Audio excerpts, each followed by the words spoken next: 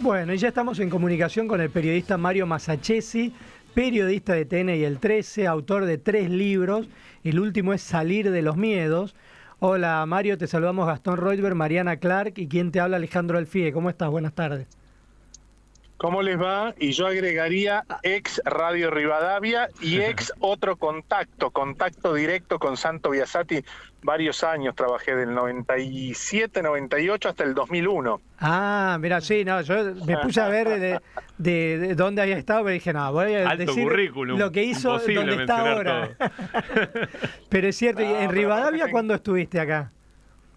Y del 97 hasta el 2001, sí, mediados 2001, 2002, no me acuerdo. Mirá. Pero sí hice a la mañana con Santos, Llamas de Madariaga a la tarde, wow. Héctor Larrea, tanta gente entrañable, por favor. Y además han sido grandes maestros, porque te los cruzabas un rato, yo era movilero, pero los ratitos que me los cruzaba en los pasillos siempre había como una frase que marcaba y moldeaba la carrera, ¿viste? Por el trabajo. Y eso es maravilloso. Cuando te toca esa gente de la que aprendes, no los olvidas más. Sí, son íconos de la radio. Es decir, hoy día voy a decir Larrea, palabras mayores.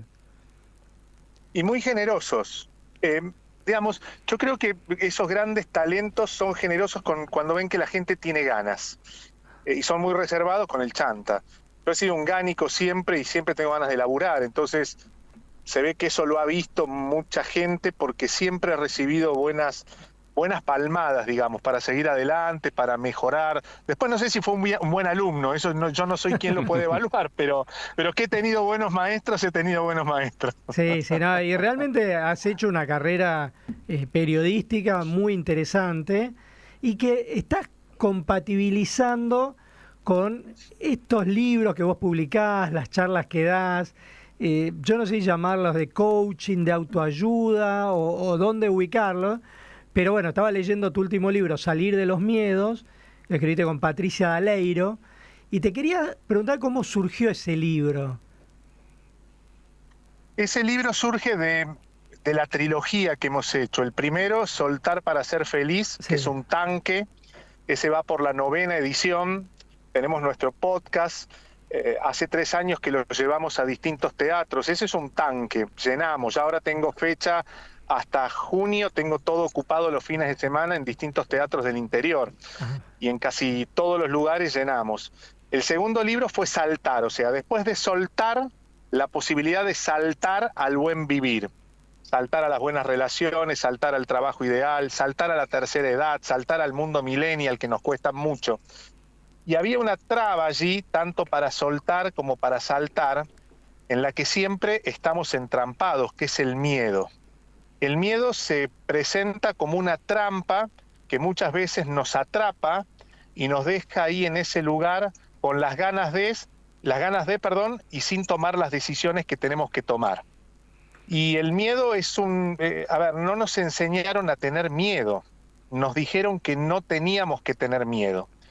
Y yo creo que al miedo hay que agradecerle, primero porque es una emoción inevitable, como la alegría, como la tristeza, como el resentimiento, es parte de nuestra vida.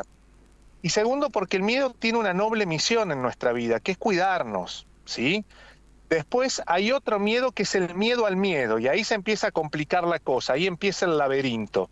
Y después aparecen otros miedos, que son los miedos heredados, ¿sí? Que vienen a través de los mandatos, que son los miedos imaginarios, esos que somos capaces de fabricar y ni siquiera existen, que son los miedos con los que nos han educado, ¿viste? Y hay ahí una cantidad de miedos. Entonces, yo creo que al miedo hay que agradecerle, al miedo real. Y ese es un gran trabajo que tenemos cuando nos aparece un miedo, chequear si está dentro del terreno de lo real o es un miedo imaginario. Si es un miedo que nos pertenece, auténtico, o si, viste, casa me dijeron, no, si te casás, va a pasar tal cosa, o si te quedás, te vas a quedar soltera. Yo algo que escucho mucho, porque como soy del club de los solterones y las solteronas, esto lo escucho mucho. Y en una época decir que era solterón era como algo raro. Yo ahora reivindico la soltería, con lo cual tengo un club de solterones. Pero esto de te vas a quedar soltera. Y es el miedo a quedarte soltera. ¿Por qué? Porque se suponía que si te quedabas soltera o soltero te quedabas sola y eras como una especie de incapaz. Imagínate el miedo, las capas de miedos que se van formando a partir de un juicio que alguien no solo te lo dijo una vez, sino que además te lo repitió hasta el cansancio. Claro. Y vos le creíste, porque en general esas voces de mandatos vienen de voces de autoridad. Nuestra abuela. Mira, los otros días fui a una charla en el Paseo La Plaza de un psicólogo muy interesante, Alejandro Schulman, Sí. y había una señora que levantó la mano y dijo que en la familia había un mandato que se lo dijo su abuela en tono de autoridad. Mijita, en esta familia las mujeres estamos condenadas a no ser felices. Y era tremendo, o sea, es tremendo, porque además ese mandato lo contaba la señora, lo repitió toda la familia, todas las mujeres, o sea, si vos eras feliz estabas de la cabeza, eras una turuleca, eras una desobediente, eras una desleal. Imagínate, bueno, y yo lo que invito en este momento a la gente que nos está escuchando, que sé que es mucha, porque a Rivadavia la escucha mucha gente, es empezar a chequear qué miedos aparecen de esos mandatos o en qué miedos están atrapados o atrapadas en este momento, ¿no? Que no pueden salir y empezar a conversar con ese miedo. Si es realmente una trampa, una imposibilidad, o es apenas algo que nos enreda en nuestra cabeza y quedamos ahí como en una telaraña. Mario, recién mencionabas a estos grupos tan particulares, por lo menos para mí, ¿no? Que tengo hijos adolescentes, los centennials, los millennials. ¿Qué te parece sorprendente, ¿no? De estos grupos de edad y qué cosas te resultan inexplicables? Ay, qué linda pregunta. Yo quiero mucho al mundo millennial y centennial porque creo que nos ayudan a darnos cuenta que en gran parte hemos estado viviendo equivocados. Hay una canción de Alejandro Lerner que se llama Me enseñaron todo mal, que la canta también Julia Senko, que lo dice todo, ¿no? Yo creo que hemos vivido equivocados en gran parte de lo que nos han enseñado, sobre todo en los juicios y en los prejuicios, sobre todo en esto de una marginación o discriminación que naturalmente nos sale, en esa mirada de lástima que a veces tenemos, no sé, ayer publiqué, fui a juntarme con un grupo de lectoras en San Andrés de Giles y había una chica que nos sigue que está en una silla de ruedas con un diagnóstico desafiante. Y esta mañana escuché, leía los comentarios y muchos me decían, ay, ese ser de luz. Yo digo, ¿qué ser de luz? Si es una mujer, la vieras a Floppy lo que es un ejemplo. ¿Está atrapada en su cuerpo? Sí, por un diagnóstico. Pobrecita esa alma, otra. ¿Viste? Esas son miradas y juicios que hoy, por suerte, los chicos no lo tienen. Y hay un ejemplo que me pasó ayer con mi socia en el viaje a San Andrés de Giles, con Patricia Aleiro, la coautora del libro. Tiene su hijo que está saliendo con una piba, ya se vieron varias veces. Entonces los días charlaba con su hijo y le preguntó, che, ¿y qué hace la chica? Pregunta típica de madre para tener el control de la situación. ¿Qué hace? ¿A qué se dedica? ¿De qué vive?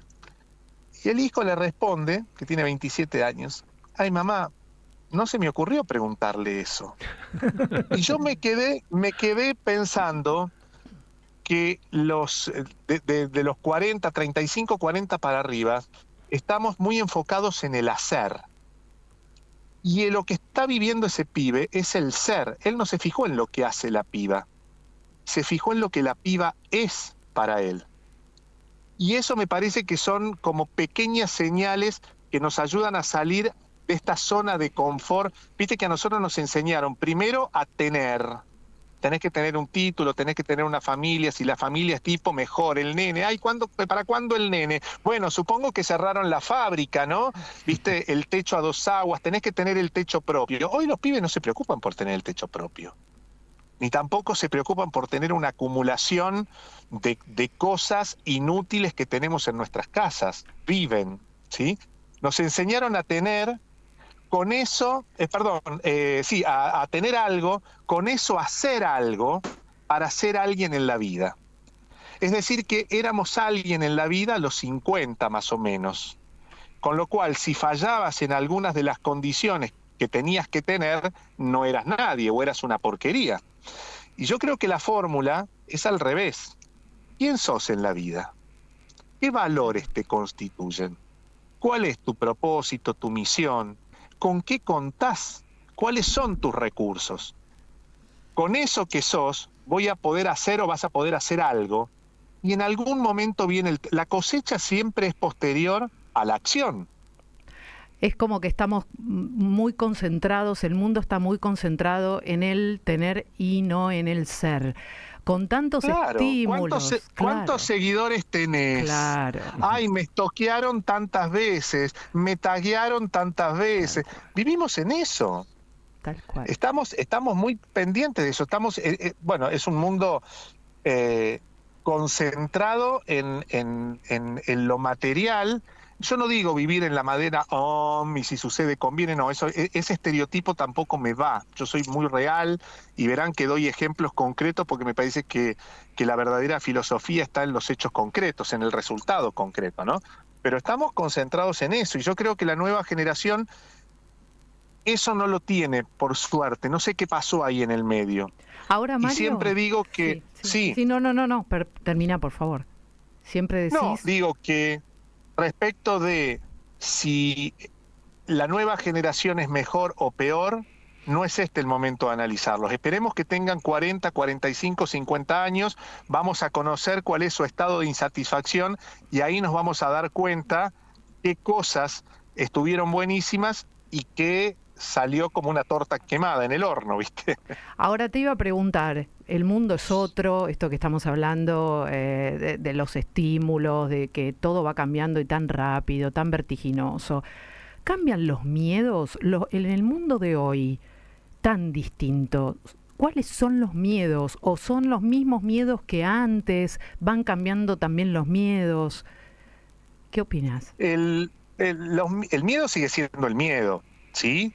Lo que puede cambiar son algunos matices del miedo. Por ahí nosotros en una época teníamos miedo a quedar embarazada y estar soltera, le teníamos miedo al divorcio hasta que finalmente llegó la ley de divorcio, le teníamos miedo a la libertad postdictadura, le teníamos miedo a nuestra identidad sexual o a nuestra autopercepción sexual, y eso por suerte se fue demoliendo, quedaron lastres, ¿sí?, que estamos tratando de sobrellevarlos y de acomodarnos en eso que fue un miedo durante muchos años, ¿sí? Yo creo que por lo que yo percibo, las nuevas generaciones tienen otros miedos. Creo que, por ejemplo, no tienen miedo a dejar el país, pero crecieron en un mundo que es cada vez menos ancho y menos ajeno. Le tienen miedo al futuro, pero sobre todo porque como la generación 40, 50, 60, preguntale cuál es el miedo que tiene la generación de nuestra edad, yo tengo 57, y es el miedo al futuro. Entonces, ¿qué le transmitimos a los pibes y a las pibas? Un miedo al futuro, porque ni nosotros sabemos yo estaba escuchando los mensajes de la gente, ni siquiera en este país sabemos lo que va a pasar, aún hoy, después de 40 años de democracia. Después de tanto tiempo de batallarla, ¿no? Entonces, ¿qué querés que tengan los miedos? Que los pibes no le tengan miedo al futuro, y claro que le tienen miedo al futuro, porque nosotros estamos aterrorizados a lo que nos pueda pasar dentro de 3 meses. Igual también me parece que se suman los temas del mundo en general. Hay mucha cosa, mucho movimiento, mucho cambio y muchos estímulos del mundo, no solo en la Argentina, no solo de nuestro país, las cosas que vivimos acá, que generan nuevos miedos y muchos más miedos, sino también el mundo actual, el mundo en el que vivimos, el incremento de la violencia, ¿no? ¿Vos pensás que esto también tiene que ver a la hora de pilotear las ansiedades que nos provocan los miedos? Eso sí, pero también ten en cuenta que los pibes y las pibas de este tiempo no se informan por los canales tradicionales que los padres. Uh-huh. Sí. Con lo cual ese miedo a la inseguridad, el miedo a la violencia y todo eso, ¿está presente? Sí, por supuesto, porque tampoco son tontos ni viven en una burbuja. Pero no sé si es idéntico a la generación que todavía está prendida a la tele, a los medios online, a la radio. Creo que los miedos en cuanto a la violencia y a la inseguridad de los jóvenes está, pero en un grado distinto, porque ellos se informan por otros canales, algunos incluso que nosotros desconocemos. Claro. Porque nos estamos haciendo al mundo millennial en esto de empezar a manejar el streaming y lo que ven y lo que escuchan, ¿no? Con lo cual puede que sea el mismo miedo, pero con matices o características distintas. Y Mario, ¿cómo compatibilizás este camino del autoconocimiento con tu trabajo como periodista? ¿No? Que vos sos alguien muy conocido en la televisión. Motivo de conflicto personal, hasta el punto que en algún momento dije, es un camino la otra, la grieta propia, ¿no? Claro. Y después me di cuenta que el verdadero desafío era compatibilizar esos dos mundos. Y lo hago como puedo, como ser padre o como ser madre, como me vaya saliendo. Les voy a poner un ejemplo, los productores me van a matar, pero... No están escuchando. No están los productores igual. No están, no te sí, preocupes. pero siempre hay algún chusma que le dice lo que yo dije y tergiversado.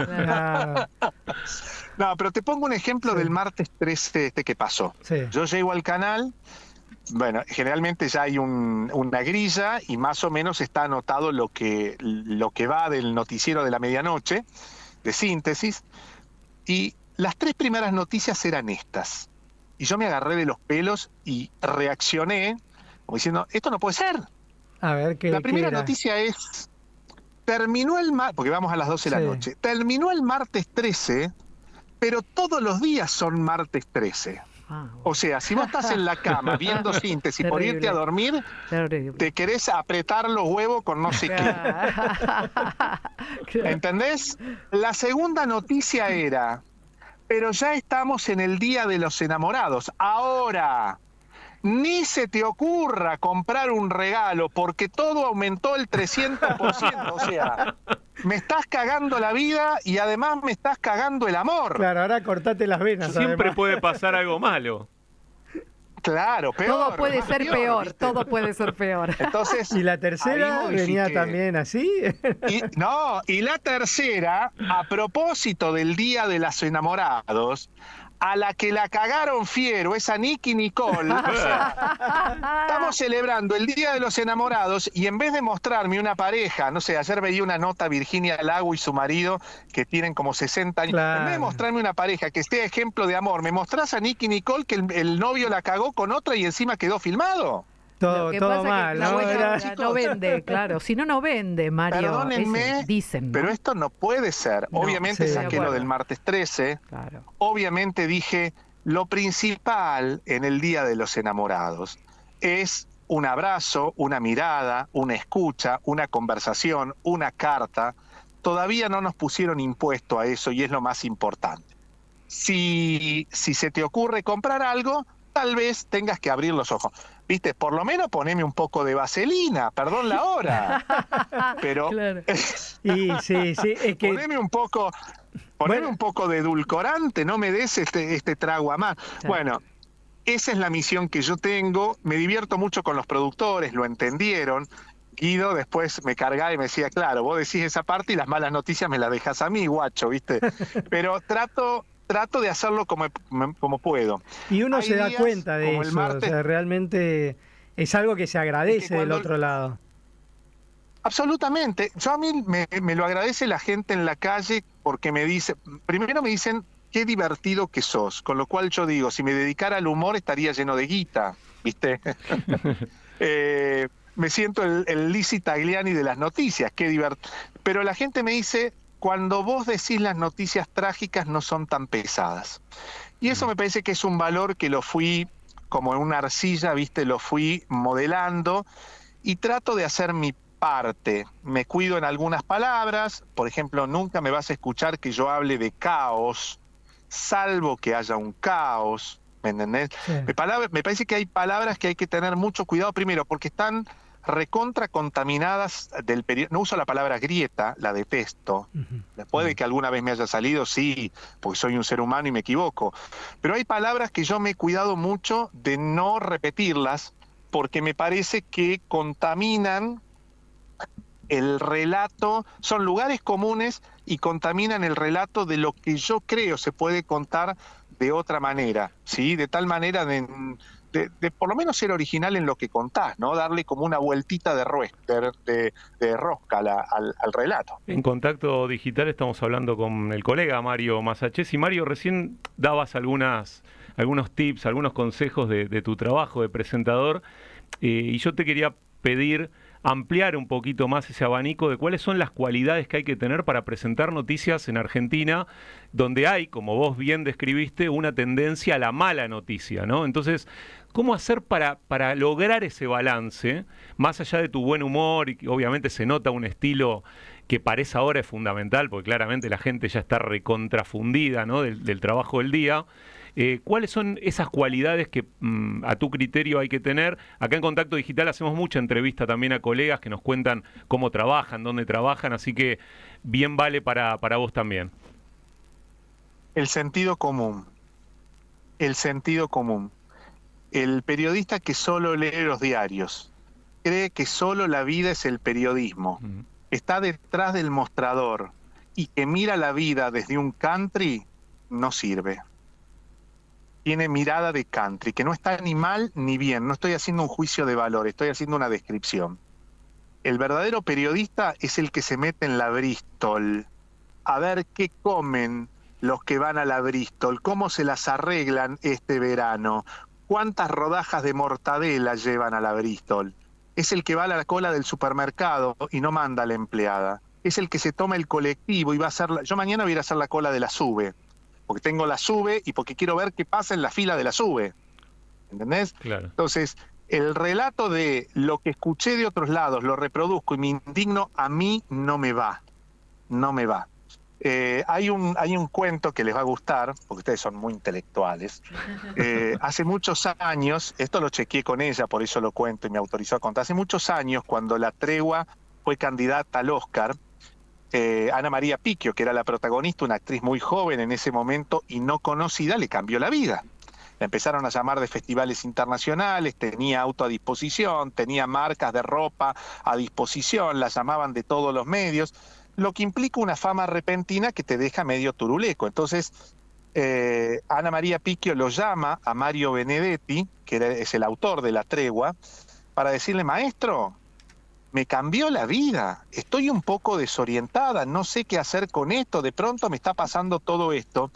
Y Benedetti, del otro lado del río, le dijo: mija, no se haga problema, súbase de vez en cuando a un colectivo y ahí encontrará el sentido común. Y a mí me parece maravillosa la anécdota, me parece maravillosa. En la medida en que tengamos los pies en la tierra, nos vamos a dejar de tanto divague de juicios, la mayoría de ellos inútiles, y de pronósticos que nunca se cumplen. Y hablemos un poquito de tus inicios, ¿no? Como periodista en Río Cuarto, Córdoba. ¿Cómo arrancaste? Bueno, yo arranqué, tengo dos comienzos profesionales. Uno a los 8 años en el patio de mi casa, jugaba que era César Massetti, con otro amigo, Marcelo Irastorza, que jugaba que era Roberto Maidana. El programa se llamaba Mario Presenta, en alusión a Mónica Presenta, y cubríamos notas en el gran patio de mi casa. Yo viajé a Uganda sin saber dónde era Uganda y sin saber quién era Idi Amin, y viajé a Nicaragua sin saber quién era Sandino y qué era la revolución sandinista. A los 8, pero 10 veíamos años. Los noticieros, 8 años. 8 años. Mirá, hace un ratito, ay, lo que son las cosas, me voy a emocionar. Hace un ratito me escribió un amigo del barrio de aquella época, Daniel Moreno, me manda una foto de entonces en blanco y negro y me puso: Mario, yo era el camarógrafo en el patio de tu casa. Pasó hace un rato. Ah, tremendo. Porque íbamos a jugar al fútbol y a las 7 de la tarde se hacía el programa, con lo cual yo me iba, me bañaba, me cambiaba, me hermoseaba, armábamos toda la escenografía en el patio de mi casa, al amparo del cariño de mi viejo. En el fondo de casa había un taller mecánico y mi papá me había hecho 2 cámaras de televisión con 2 atriles, con las latas de picadillo, los auriculares, con una Virome V, que era el micrófono corbatero, poníamos la Virome para adentro, y fue la gran escuela, porque dice Roberto Fontana Rosa que el arte se aprende copiando, y después uno le va dando su propia característica. Claro. Y después empecé a los 17, yo iba a la facultad, militaba en el centro de estudiantes, y elegí la secretaría de prensa. Nunca fui tonto, ¿viste? Entonces eso me mantenía en relación con los medios, y ahí un día, como me vieron que era muy aplicado, me llamaron de un diario, después del otro, en Río Cuarto estoy hablando, ¿no? Sí, sí, sí. Y ya después tenía 3 trabajos, laburaba en radio, tele y en el diario Tele y Radio, en Radio Sudamericana, siempre en Río Cuarto. Y el 1 de junio del 89... a ver si le suena esta palabra. A ver. Hiperinflación. Uf, tremendo. Alfonsín, 200% de inflación. En un día me quedé sin los 3 trabajos. Me echaron de los 3. Mi madre estaba viendo Estación Terminal, en ese momento la novela, tejiendo como buena chusma de barrio, mirando para afuera. Yo me había ido a trabajar al diario, que entraba a las 3 de la tarde. A las 15 minutos volví. Y mi madre larga el tejido, sale a la puerta y me dice: te echaron del trabajo, ¿no? ¿Cómo te diste cuenta? Vení, tu cara lo dice todo. Y bueno, y ahí fue después, conseguí un trabajo acá en Buenos Aires, laburé en la ANSES 2 años. Ajá. Claramente la administración pública no era lo mío, y después empecé a hacer casting y laburé con Nacha Guevara 3 meses en Me Gusta Ser Mujer, era productor periodístico. ATC, y el que me rescató fue en Canal, claro, en ATC en ese momento, sí. Y el que me rescató fue Santo Biasati. Yo a Santo le debo muchísimo, nunca quiso que le agradeciera. Él me llevó a la radio y él fue el que insistió para que yo hiciera televisión. Él y Ana Petrovich, que en ese momento era su esposa y era su productora. Brava, Ana, brava. Pero a mí me gustan las mujeres bravas, así que tenía muy buena relación con ella, y ellos me dijeron: vos tenés que hacer tele. Yo no me animaba, hasta que un día me agarró Ana, que era muy boca sucia, porque los otros días me encontré con la nieta y le mandé besos, y me dijo: ¿hablás vos o hablo yo? Ay, no, Ana, yo no me animo. No, lo que pasa es que sos un flor de pelotudo. Ok, hablo yo, me dijo. Hice un primer casting, no quedé. Hice un segundo casting, no quedé. Entró Darío Lopreite. Me llamaron en una tercera oportunidad, hice un casting y yo no tenía un mango en ese momento. Ahora tampoco, pero llego a fin de mes. Y le hice una promesa a la Virgen de Satanudos, que iba a ir todos los días hasta el barrio de Agronomía. Así que me iba o caminando o en tren colado. Tenía que ir todos los días hasta que me llamaran a tocarle el pie a la Virgen. Después un amigo me dijo: te doy una estampita del Gauchito Gil, rezale. Cuento corto, entré a trabajar un 26 de diciembre, a la noche. Me dijeron: no vas a hacer telenoche, no vas a hacer móviles y no vas a viajar. Y generalmente los que están a la noche se van porque se cansan, es un horario muy ingrato. Estuve 6 días y a los 6 días me mandaron de viaje. Fui a Punta del Este a cubrir a Martín Palermo, que estaba preso porque le había pegado a un fotógrafo. Hice mi primer móvil y salí para Telenoche. Todo eso se dio el 8 de enero, que es el día de la entronización de la Virgen de Satanudos, es el día del Gauchito Gil, wow, y es el día que murió mi madre, a quien le pedí muchas veces que por favor me ayudara. Mario, te hacemos una última pregunta, porque estamos ya sobre el cierre de la entrevista y del programa también, y te quería fuiste realmente muy, muy sincero en las respuestas en términos de cómo te tomás vos el trabajo y la relación con los demás. ¿Se puede ser de una manera frente a cámara y otra en la vida personal? Es decir, ¿uno puede tener doble personalidad? ¿Ser Dr. Jekyll y Mr. Hyde o no? Sí. ¿Sí? La mayoría lo es. Lo es. Algunos por características propias y otros. El problema es cuando inflás demasiado el personaje. Ese es el gran problema. Porque después o te pesa ser real o te pesa el personaje. En algún momento tenés que elegir.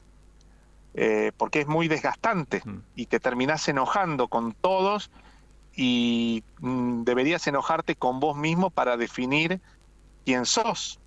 Es el gran mérito de Mirta Legrand, que dejó a Rosa María, aunque de vez en cuando entra y sale de Rosa María cuando ella quiere, pero esa es Mirta, ¿sí? Es el gran mérito de Susana. Susana es el gran mérito de Lizzie Tagliani. Lizzie es porque es así, no hay otra. Y hoy es lo que garpa, Mario, me parece, ¿no? Hoy es lo que garpa, la autenticidad en todas las la gente todas quiere las esferas. Sí. La gente quiere eso, la gente ya no quiere ver divas inalcanzables. Ahora quiere gente al alcance de su mano. Por eso la mayoría de las estrellas, no sé, yo ahora estoy siguiendo a Glenn Close, que sale sin maquillaje a la mañana con las lagañas. Sí, hay una moda. La gente quiere ver ese mundo, real. Claro. Antes esto me parece que es una gran evolución. Antes uno deseaba ser como la diva de Hollywood, nunca lo alcanzabas y vivías frustradas toda tu vida.